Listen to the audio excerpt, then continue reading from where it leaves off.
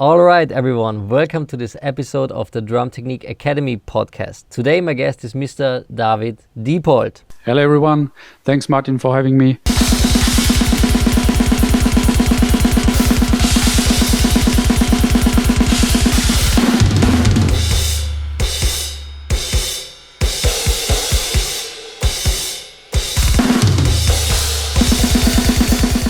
All right, the big topic and the big question for today is, David, if we take away all of your drumming skills and you had to start all over again, day one for you, how would you start practicing double bass to get quick results? I hope I can come up with a good answer. So for me, it would be to find a good balance between a really solid seat and a more or less solid pedal. You know, I started out playing double bass on a really shitty drum throne. It was always shaking and rattling. I couldn't adjust the height like stepless. It was like 2 inches steps to get it upwards or downwards. And that really made my life a lot harder to start out playing double bass. So for that reason, get a solid drum throne that really supports you while you're playing. And yeah, that would be step one for me. It doesn't matter if you go for a tractor style seat or a rounded seat, but try some different models if you have the chance to, and then go for probably not the cheapest, but the most solid one, I would say. One quick question. If you had to choose between this round seat, a round drum stool, or a tractor style seat, if you could just pick one, which one would you pick? I prefer tractor style seats. Okay. And especially the one that have these cutouts. So it's not just the shape, it's also the cutouts for your upper legs. I prefer that. That kind of serves my style of playing well. And yeah, so I'd go for that. Awesome. Thank you. And yeah, for pedals, I think one of the most important things is that the pedal stays in place. So make sure to get a pedal that has a solid base plate. You know, not just those tiny kind of pipe things that you clamp onto the front of the pedal or something like that. Go for a solid pedal that really does the job well. And you obviously don't have to spend a whole lot of money for that.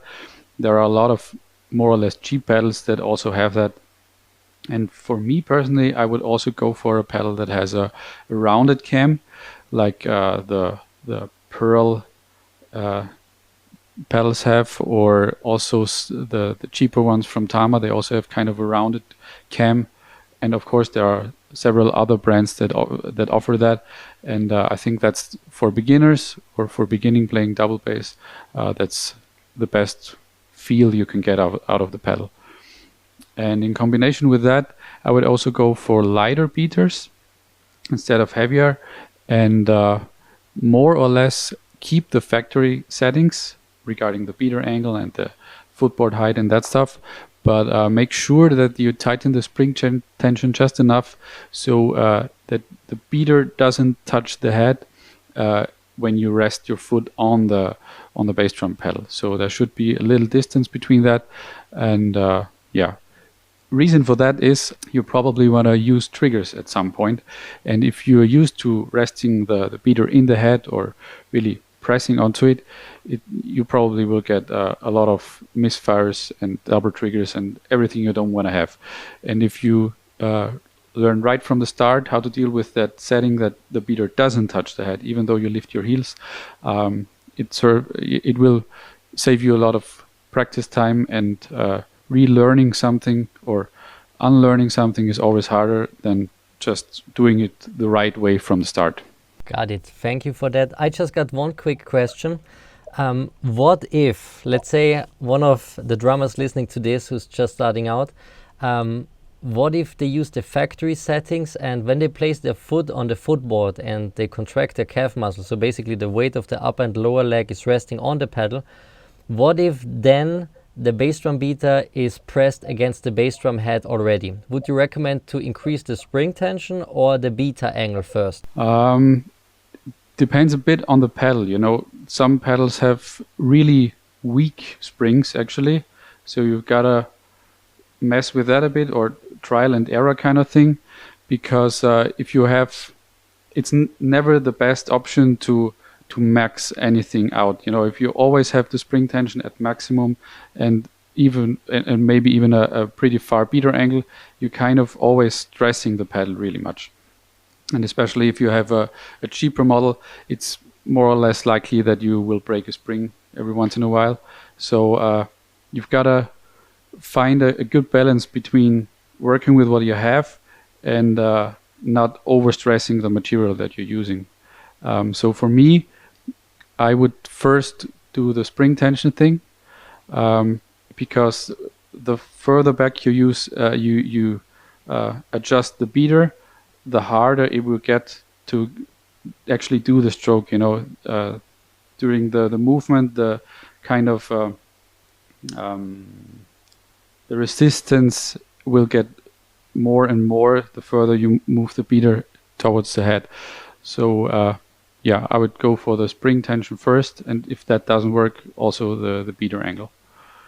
Because another thing, if you adjust the beater angle, you probably also adjust the footboard height, and that's something that will also affect the overall feel and also your performance, of course. All right, awesome. So now we covered basically drum stool, really important, pedal and pedal settings, really important. Now we got the gear ready. You're sitting in front of your pedals, in front of your kick drum. What's next? How would you start practicing when you're just starting out? Okay, so before you really get into practicing, another thing that would be good to know is how to sit.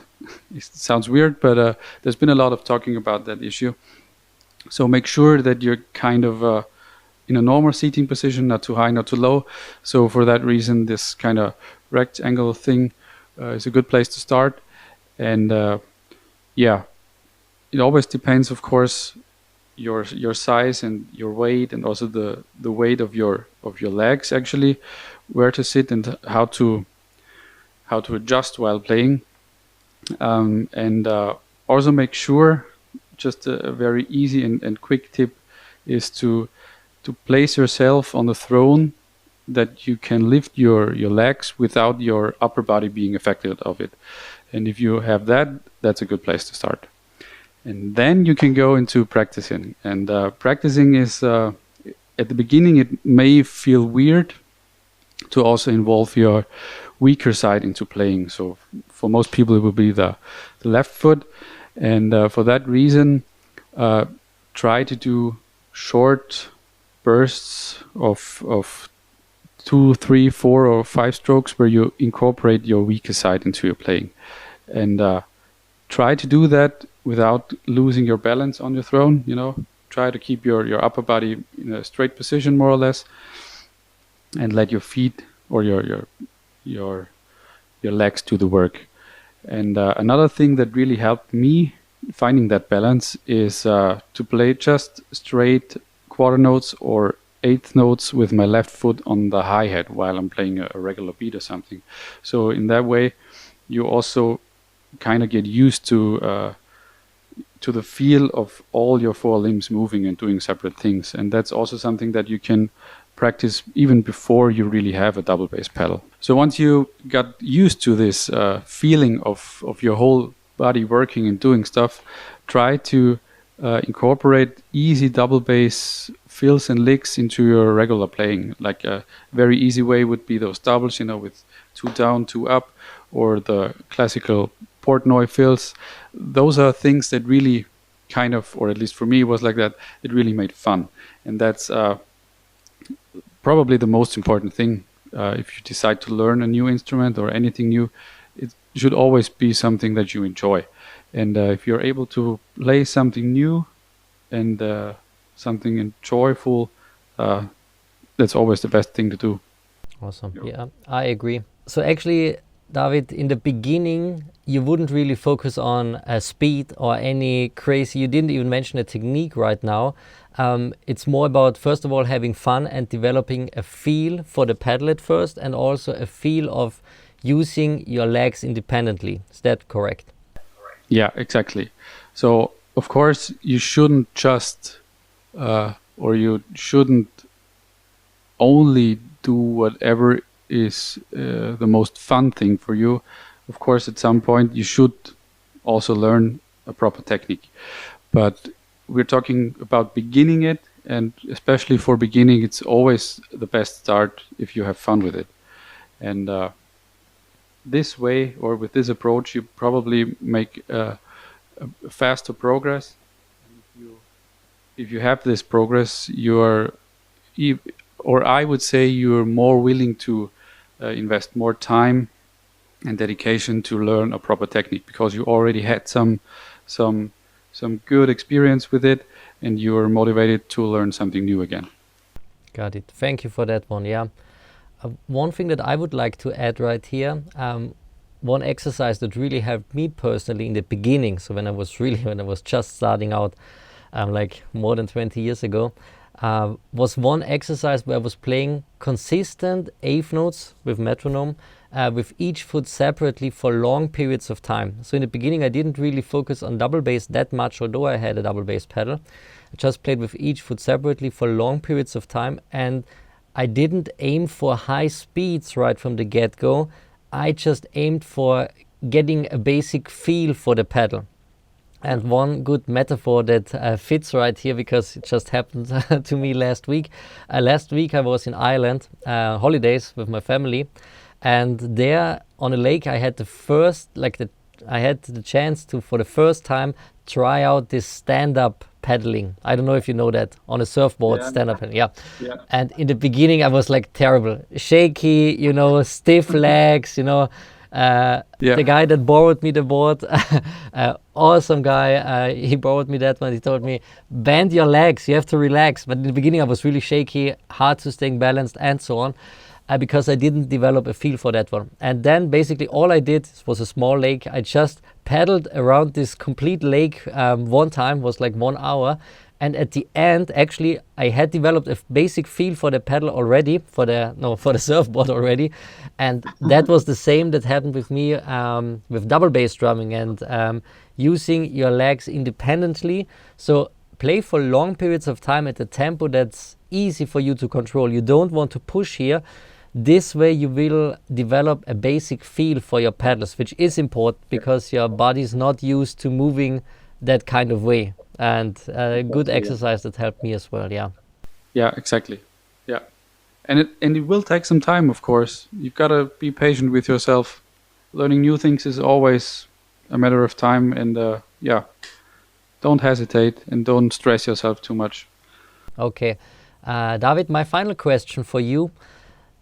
Many of our students, they really want to push their limits. And actually all of our students at the academy, they've been playing drums for at least 6 months. So we don't have like complete beginners, but they really want to push themselves. And sometimes I have to stop them, and because over practicing is a real thing, especially when it comes to double bass drumming. And I have to stop them and tell them to practice less. So what is the amount of practice time that you would recommend for someone who's just starting out, just starting to develop a feel for bass drum pedals? How much time would you dedicate to practicing just double bass on a weekly or daily basis? I would also not invest too much time. I would rather focus on quality time, because for me personally, if I have a bad day, it doesn't make sense to practice anything. And I think that's the same thing for everyone. If you have a good day, practicing and rehearsing is something that will really upbring you in a way. And if you have a bad day, the opposite will happen. So if it's possible for you to spend like 10 minutes every day or 15 minutes every second day or something like that, where you have really quality practice time, that would be a good thing. And also make sure to end the practice session with a more or less good or satisfying feeling, because that's the thing that your brain will remember the best. And it really doesn't make sense to practice anything and be frustrated and then stop it, because with that way you're getting this kind of downwards spiral thing, and that's not helpful. So yeah, spend less time but good quality time practicing. What do you mean by less time? Are we talking about like 30 minutes, 60 minutes, 15 minutes? Yeah, I would say, or for me, it's still like this. When I learned the push-pull technique for my hands, it was like really like 10 to 20 minutes maximum. but with a clear head, so to speak, and focused attention on what I'm doing, and rather stop earlier than later. Find this point where you kind of are like satisfied with yourself and with the movement and with everything you did.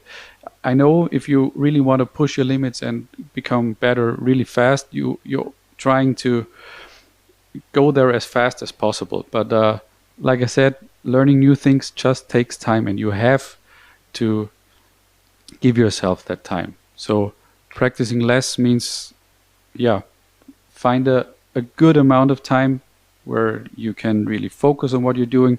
Our brains are not constructed the way that we can focus on just one thing for hours and hours a day. So Yeah, I agree 100%. Yeah. So 10, 20, maximum 30 minutes should do the job. You heard it. Thank you for that, David. Because, actually, what I found out, not just for myself, 10 to 20 minutes is like, for me, that's the perfect practice time to focus on one topic. So if you want to work on your mid-tempo double bass, for example, then 20 minutes per day, 4 to 5 times per week, like really focused practice time, is more than enough to achieve really, really good results. Actually, way better results than, on the other hand, if you push yourself too far, you're going to hit roadblocks really soon, especially if you play for long periods of time, like 2 or 3 hours straight. No one can focus that long. So thank you for that. And actually, that's what we have seen at the Academy with our students as well. Doesn't matter if it's hands or feet, like you can get amazing, outstanding results with just focused 10-minute practice sessions if you do them regularly and if they are like focused and your mind is really there. And with the feet, 10 to 20 minutes has been more than enough. Actually, if you do this a couple of times per week, you will get great results. So thank you for that. Yeah. It's funny that we because that's like the time frame that I always mention, 10 to 20 minutes. And sometimes I get the feedback that drummers think that this is too short of practice time to achieve a result. But I really like the example with your open-close or push-pull technique, with your hand technique, because you have taken this to a world-class level right now. We're also going to add a clip of you performing at the end of the video. So really good. And so this was developed with practice sessions that were 10 to 20 minutes long, or even shorter than 10 minutes. So great, yeah. Exactly, yeah. Awesome. So practice time, we got that one. Thank you so much. So thank you, David, for this session right here. And yeah, big takeaway for me personally, fun always comes first. And also enjoying the process, especially when you're starting out.